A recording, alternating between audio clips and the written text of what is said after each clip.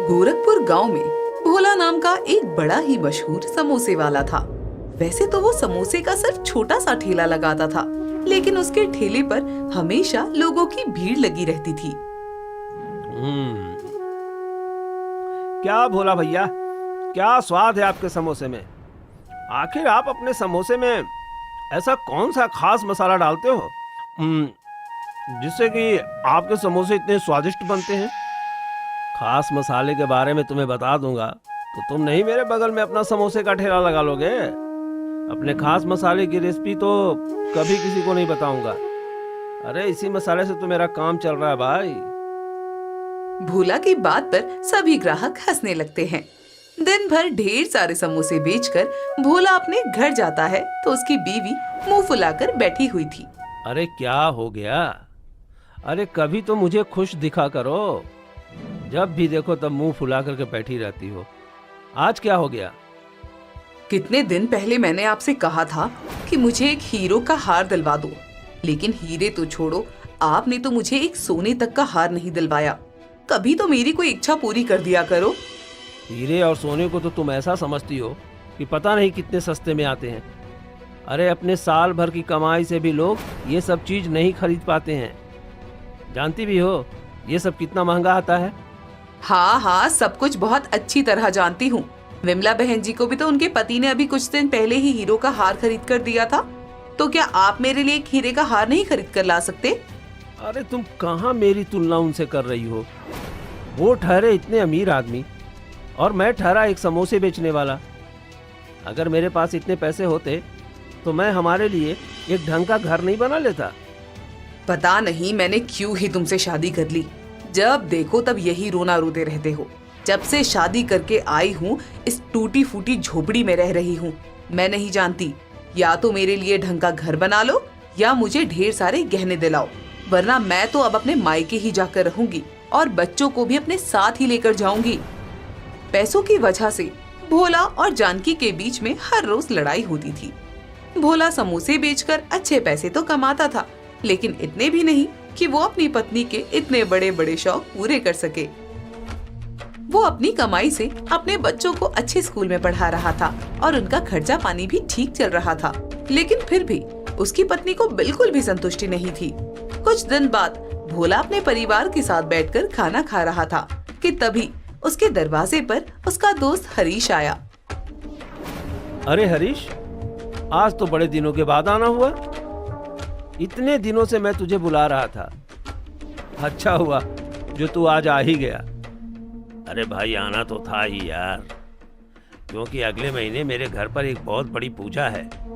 मैंने शहर में अपना नया घर बनाया है ना, और अगले महीने गृह प्रवेश की पूजा है। तो तुझे भाभी जी और बच्चों को लेकर घर आना है, समझे? अरे हाँ हाँ, क्यों नहीं भाई। हम सब तेरे गृह प्रवेश की पूजा में आएंगे और नया घर बनाने के लिए तुझे बहुत बहुत बधाई हो। भगवान हमेशा तुझे ऐसे ही तरक्की दें। भोला तो अपने दोस्त हरीश की तरक्की देखकर खुश था, लेकिन उसकी पत्नी को किसी की तरक्की बर्दाश्त नहीं होती थी। हरीश जैसे ही उसे न्योता देकर आया, वैसे ही भोला की पत्नी फिर से उसके पीछे पड़ गई। पहले ये हरीश आपके साथ ही आपके समोसे के ठेले पर काम करता था, लेकिन अब देखो वो कहाँ पहुँच गया और आप कहाँ पर रह गए। आखिर ऐसी क्या कमी है आपके अंदर जो आज तक अमीर नहीं बन पाए और आपसे पीछे वाले लोग आपसे आगे निकल गए? अरे तुम्हें तो हर रोज लड़ने का बहाना चाहिए। वो आगे निकल गया, अरे इसमें उसका नसीब है, और मैं अपने जीवन में पीछे तो बिल्कुल नहीं रहा हूँ। अपने बच्चों को अच्छी शिक्षा दे रहा हूँ, अपने परिवार के लिए कड़ी मेहनत कर रहा हूँ, तब भी न जाने तुम्हें मुझसे क्या परेशानी है। तुम्हारे साथ तो 2 घड़ी बैठना ही बेकार है। मैं बाहर ही चला जाता हूँ। भोला थोड़ी देर के लिए बाहर घूमने के लिए चला जाता है। घूमते घूमते उसे एक रेस्टोरेंट दिखाई देता है। एक काम करता हूँ, आज सबके लिए रेस्टोरेंट से खाना पैक करवा लेता हूँ। जानकी को भी एक दिन खाना बनाने से छुट्टी मिल जाएगी और उसका गुस्सा भी थोड़ा शांत हो जाएगा। भोला रेस्टोरेंट के अंदर खाना पैक करवाने जाता है तो वो देखता है कि वहाँ पर उसका एक पुराना दोस्त योगेश बैठा है। अरे ये तो योगेश है। ये तो मुझे यहाँ बहुत दिनों के बाद दिखाई दिया। लगता है यहाँ पर खाना खाने के लिए आया है। भोला अपने दोस्त योगेश से बात करने के लिए जाता है। अरे योगेश, इतने दिनों के बाद दिखाई दिए। अगर तुम किसी के साथ नहीं आए हो तो आओ दोनों बैठकर चाय पीते हैं। अरे नहीं नहीं, मैं यहाँ पर किसी के साथ नहीं आया। दरअसल ये मेरा ही रेस्टोरेंट है। अभी कुछ दिन पहले ही मैंने इस रेस्टोरेंट की ओपनिंग की है। आओ आओ आओ, चलो बैठकर चाय पीते हैं। अरे वाह यार, तूने तो बहुत ही बड़ा रेस्टोरेंट खोल लिया। बहुत बहुत बधाई हो भाई। भोला वहाँ बैठकर चाय पीता है और अपने घर वालों के लिए वहाँ से खाना भी पैक करवा लेता है। घर जाकर वो जानकी को खाना दे देता है और जानकी को योगेश के नए रेस्टोरेंट के बारे में बताता है। तो उसके नए रेस्टोरेंट की बात सुनकर जानकी फिर भड़क जाती है। मुझे तो लगता है सारी तरक्की तुम्हारे दोस्त ही करने वाले हैं। तुम भी क्यों नहीं अपना रेस्टोरेंट खोल लेते हो? आखिर कब तक इस छोटे से ठेले पर समोसे बेचते रहोगे? इतने सालों से समोसे बेच रहे हो, लेकिन मजाल है कि आज तक समोसे पर 1 रुपया भी बढ़ाया हो। अरे तुम फिर मेरे पीछे पड़ गई। अरे बात रही समोसे का दाम बढ़ाने की, तो जब मैंने समोसे बेचना शुरू किया था तब एक समोसे 5 रुपए का बिकता था और अब उसी समोसे की कीमत 10 रुपए है। अब एक समोसे जितने का मिलना चाहिए उतने रुपए में ही तो मैं ग्राहक को बेचूंगा ना। जानकी फिर से भोला के साथ लड़ना शुरू कर देती है। उससे परेशान होकर भोला बाहर आंगन में जाकर सो जाता है। अगले महीने उन्हें हरीश के घर पर गृह प्रवेश की पूजा में जाना था, तो वो सभी तैयार होकर वहां पहुंच जाते हैं। हरीश ने बहुत ही सुंदर सा घर बनाया था, जिसे देखकर जानकी की आंखें फटी की फटी रह जाती हैं। बाप रे बाप, इस हरीश के पास इतना पैसा कहाँ से आ गया जो इसने शहर में इतना बड़ा घर बना लिया?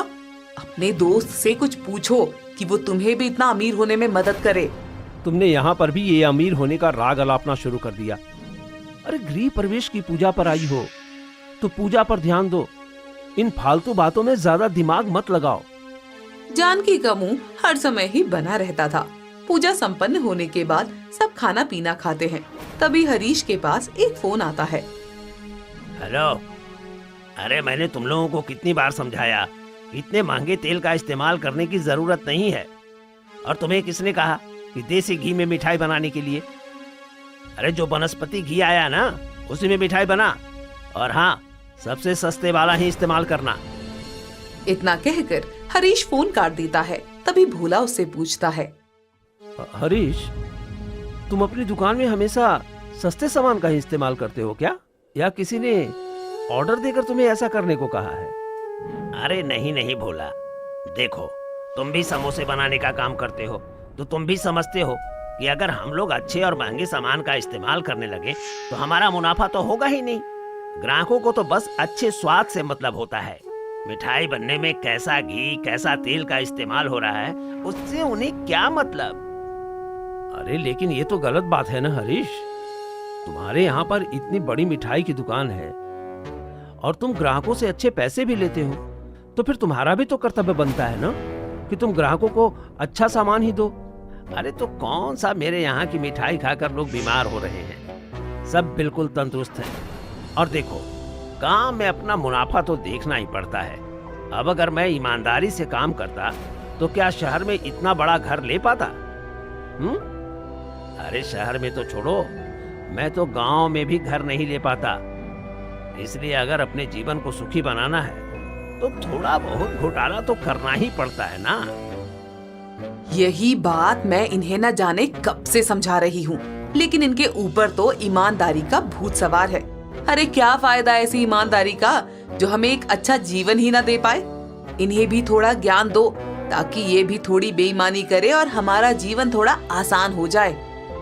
सब लोग भोला को उसकी ईमानदारी के लिए ताने मारने लगते हैं कि आज के जमाने में इतना ईमानदार होने का कोई फायदा नहीं, और जो बात किसी इंसान को बार बार कही जाए तो कहीं न कहीं इसका असर उसके दिमाग पर होने लगता है। कुछ दिन बीतते हैं, तभी एक दिन क्या करूं, ये मैदा तो खराब हो गया। अब तो इसे कोई दुकानदार खरीदेगा भी नहीं। इस सारे मैदे में तो कीड़े लग गए हैं। इसे फेंकने के अलावा मेरे पास कोई रास्ता नहीं है। अरे नहीं नहीं जी, आपको ये मैदा फेंकने की कोई जरूरत नहीं है। आटा छानने वाली छन्नी से ये मैदा छान देती हूँ। उसके बाद कीड़े इसके अंदर से निकल जाएंगे तो किसी को कुछ पता थोड़े ना चलेगा। अरे लेकिन अगर इसे कोई खाएगा तो बीमार हो जाएगा। न जाने इसके अंदर कितने दिन से कीड़े लगे हुए थे। अरे अगर इसे खाकर कोई बीमार हो भी जाएगा तो हमें इससे क्या लेना देना, हमें तो इसे बेचने से मतलब है। मैं अभी इसे छान कर लाती हूँ।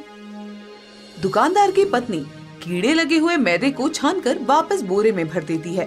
भोला की दुकान पर भी समोसे बनाने के लिए मैदा खत्म हो गया था, तो वो दुकानदार के पास मैदा खरीदने के लिए जाता है और दुकानदार उसे वही मैदा उठाकर दे देता है। भोला को इसके बारे में कोई जानकारी नहीं थी और वो अगले दिन उसी मैदा से समोसे बनाकर तैयार करता है। अरे पता नहीं भोला भैया, आज आपके हाथ के समोसे कुछ अजीब लग रहे हैं। ऐसा लग रहा है कि आपने समोसा बनाने के लिए खराब मैदा का इस्तेमाल किया है। हाँ भैया, आज मुझे भी समोसे से बदबू आ रही है। मुझे तो लगता है कि बाकी दुकानदारों की तरह अब आपके अंदर भी लालच आ गया है, इसलिए आप अब घटिया सामान का इस्तेमाल करने लगे हो। अरे आप लोग क्या बोल रहे हो? जितनी ईमानदारी से मैं अपना काम करता हूँ उतनी ईमानदारी से कोई भी दुकानदार अपना काम नहीं करता होगा। आज तक मैंने समोसे बनाने के लिए कभी खराब सामान का इस्तेमाल नहीं किया है और आप मुझ पर ऐसा इल्जाम लगा रहे हो। हम आपके ऊपर कोई झूठा इल्जाम नहीं लगा रहे हैं, हमें जो लग रहा है वही बोल रहे हैं। अगर ये समोसे खाकर हमारी तबीयत खराब हुई ना तो हम आपको छोड़ेंगे नहीं। ग्राहक भोला से जब ये सब बातें कहते हैं तो उसे बहुत बुरा लगता है, लेकिन उस दिन उसके ठेले पर जिस भी ग्राहक ने वो समोसे खाए थे वे सब के सब अगले दिन बीमार हो गए और उन लोगों ने पुलिस में भोले की शिकायत कर दी। पुलिस अगले दिन आई और भोले को पकड़ कर ले गई। इंस्पेक्टर साहब, मैं बिल्कुल सच कह रहा हूँ। मैंने समोसे बनाने में किसी घटिया सामान का इस्तेमाल नहीं किया। कल मेरे पास समोसे बनाने के लिए मैदा खत्म हो गया था तो मैं दुकान से मैदा लेकर आया था। हो सकता है उसी के अंदर कोई गड़बड़ हो। तो मुझे बेवकूफ समझता है क्या? तुम सारे दुकानदार एक जैसे होते हो और उस मैदे वाले ने भी तुम्हें तभी घटिया मैदा दिया होगा जब तुमने उसे घटिया मैदा मांगा होगा। उस दिन तुम जेल में रहो तभी तुम्हारी अकल ठिकाने आएगी। भोला पुलिस इंस्पेक्टर को समझाने की कोशिश करता है, लेकिन वो उसकी बात नहीं सुनता। जब भोला की पत्नी को ये बात पता चलती है तो वो जैसे तैसे पैसा इकट्ठा करके वकील को लेकर पुलिस स्टेशन आती है और भोला की जमानत करवाकर उसे घर वापस ले आती है। क्या फायदा हुआ इतने साल से ईमानदारी से काम करने का, जब एक दिन के ऊपर तुम्हारे सारे ग्राहक तुम्हारे खिलाफ हो गए। किसी ने भी तुम पर भरोसा नहीं किया। अरे इससे अच्छा तो ये होता कि तुम कभी ईमानदारी से काम ही ना करते, तो ऐसा होने पर तुम्हें इतना बुरा तो नहीं लगता। तुम ठीक कह रही हो जानकी, इस दुनिया में ईमानदारी के लिए कोई जगह नहीं है। एक ईमानदार आदमी से भूल में भी यह गलती हो जाए ना तो लोग उसे माफ नहीं करते। मैंने हमेशा लोगों के लिए सोचा, कभी अपने लिए नहीं सोचा, लेकिन उसके बदले में लोगों ने क्या किया? पुलिस में मेरी कंप्लेन कर दी। अब से मैं सिर्फ अपने बारे में सोचूंगा, किसी और के बारे में कभी नहीं सोचूंगा। इस बात का भोला के दिमाग पर बहुत गहरा असर होता है और बाकी दुकानदारों की तरह वो भी लालच करना शुरू कर देता है। वो समोसे बनाने के लिए खराब तेल और खराब सामान का इस्तेमाल करना शुरू कर देता है और ज्यादा मसाले डालकर समोसे बेचना शुरू कर देता है। सच ही कहती थी जानकी, ज्यादा ईमानदारी में कुछ नहीं रखा है। अब बेईमानी करके समोसे बेचता हूँ तो भी किसी को क्या ही पता लगता, बल्कि अब तो मेरी आमदनी पहले से 4 गुना हो गई है। मैंने ठान लिया है कि अब मैं कभी ईमानदारी से काम नहीं करूंगा। खराब सामान से समोसे बनाने के साथ साथ भोला अब अपने समोसे का दाम भी बढ़ा देता है और लगभग 1 साल में उसके पास बहुत पैसा आ जाता है। ये लो जानकी, मैं तुम्हारे लिए नया हार लेकर आया हूँ। तुमने कहा था ना कि तुम्हें एक हीरे का हार चाहिए। देखो, मैं तुम्हारे लिए 2 हीरो का हार लेकर आया हूँ। मैंने तो कभी अपने सपने में भी नहीं सोचा था कि मुझे भी कभी हीरो का हार पहनने को मिलेगा, लेकिन वो कहते हैं ना, रातों रात किस्मत कब पलट जाए कुछ पता नहीं। तुमने सच कहा, लेकिन अगर मैं आज भी वही ईमानदारी के रास्ते पर चलता रहता तो मेरे हाथ में कुछ नहीं आता। अच्छा हुआ जो मेरे साथ ये हादसा हुआ और मैं भी दुनियादारी की तरह हो गया। खैर, कल मुझे एक जगह देखने जाना है। अब मैं और उस ठेले पर काम नहीं करना चाहता। अब मैं गांव में अपना एक बड़ा रेस्टोरेंट खोलना चाहता हूँ। जी हाँ, और आप इतना बड़ा रेस्टोरेंट खोलना कि आपके वो जो दोस्त योगेश है ना, जिसने गांव में अपना रेस्टोरेंट खोला है, वो भी आपके रेस्टोरेंट को देखता ही रह जाए और आपका रेस्टोरेंट खुलते ही उसका रेस्टोरेंट बंद हो जाए। भोला अगले दिन रेस्टोरेंट के लिए जगह देखने जाता है। उसे वो जगह पसंद आ जाती है और वो गांव में अपना बहुत बड़ा रेस्टोरेंट खोल लेता है। लेकिन योगेश का रेस्टोरेंट गांव में होने के कारण उसका रेस्टोरेंट इतना अच्छा नहीं चलता। भैया, आपके रेस्टोरेंट के समोसे अच्छे हैं, लेकिन योगेश भैया के रेस्टोरेंट के समोसे ज्यादा अच्छे हैं। जब हमें रेस्टोरेंट में ज्यादा पैसे ही देने हैं तो हम योगेश भैया के रेस्टोरेंट में जाकर ही समोसे खा लेंगे। अगर आप चाहते हो कि आपका रेस्टोरेंट अच्छा चले तो अपने समोसे की गुणवत्ता पर जरा ध्यान दो। अपने लालच के कारण भोला ने अपने समोसों का स्वाद इतना बिगाड़ लिया था कि इतना बड़ा रेस्टोरेंट खोलने के बावजूद भी लोग उसके यहाँ पर नहीं आ रहे थे। और तो और जो उसके रेस्टोरेंट में आ भी रहे थे वो उसे तरह तरह की बातें सुनाकर जा रहे थे, जिस वजह से भोला अपने ही दोस्त से ईर्ष्या करने लगा। उस योगेश के रेस्टोरेंट की वजह से मेरा रेस्टोरेंट नहीं चल पा रहा है। मैं अच्छी तरह जानता हूँ कि वो भी अपने रेस्टोरेंट में खाना बनाने के लिए घटिया सामान का ही इस्तेमाल करता है, लेकिन फिर भी लोगों को न जाने मुझसे क्या दिक्कत है। इस पूरे गांव में सिर्फ मेरा और योगेश का ही रेस्टोरेंट है, और अगर उसका रेस्टोरेंट ही न रहे तो गांव में मेरा रेस्टोरेंट अच्छे से चल पाएगा। जब लोगों के पास कोई ऑप्शन ही नहीं होगा तो उन्हें मेरे पास आना ही पड़ेगा।